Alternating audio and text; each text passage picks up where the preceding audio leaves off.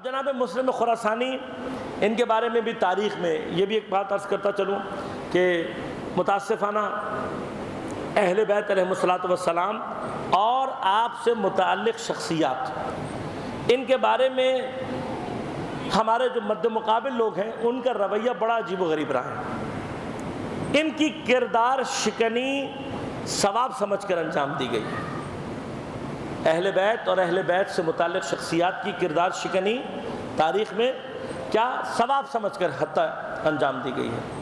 لہذا تاریخ میں بعض اوقات ان کے حوالے سے جو مخدوش روایات یا ذکر ملتے ہیں ان کے پیچھے اسی ثواب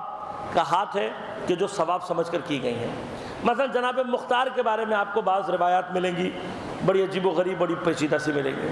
جناب زید شہید کے بارے میں آپ کو بڑی پیچیدہ قسم کی روایات ملیں گی۔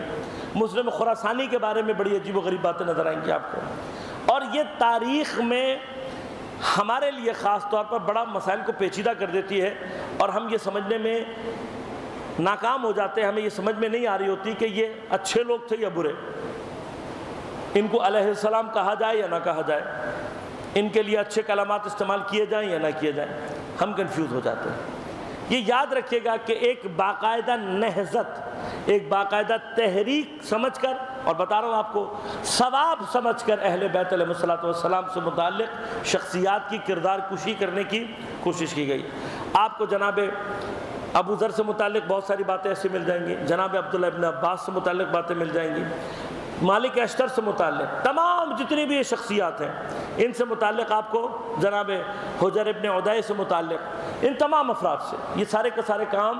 میں نے عرض کیا ثواب سمجھ کر کیے گئے ہیں۔